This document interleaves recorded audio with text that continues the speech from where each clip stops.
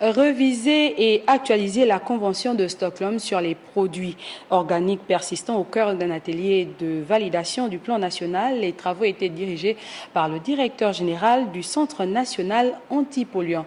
Le point avec Linda Nyumba Mungengi et Cédric Nzengdo.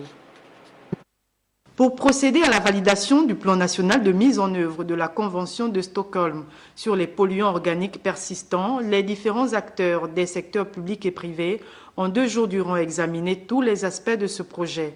Toutefois, certaines recommandations majeures ont été formulées pour une meilleure préconisation dans la gestion des substances chimiques dangereuses. Nous devons asseoir des activités de conscientisation pour protéger la santé des populations et préserver l'environnement des effets pernicieux générés par les POPs.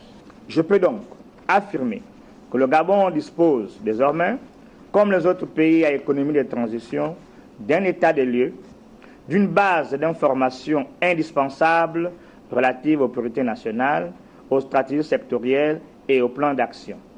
En définitive, notre pays dispose d'un PNM actualisé et mis à jour. Le mauvais usage des produits chimiques, leur stockage hors normes environnementales, l'incinération des ordures en plein air et le transport défaillant des matières dangereuses sont des facteurs aux effets nocifs sur l'environnement et la santé de l'homme. Les prochaines étapes pour atteindre les autres objectifs de l'atelier restent d'abord l'approbation du PNM actualisé par le Conseil des ministres et ensuite sa transmission au siège des Nations Unies, mettant ainsi fin à notre projet. Au nom du gouvernement et au mien propre, je voudrais, dans cette perspective, réitérer mes sincères remerciements aux organisations du système des Nations Unies. Selon les organisateurs de cet atelier, l'actualisation et la mise à jour du PNM initial au Gabon est un projet d'une valeur de 124 millions de francs CFA.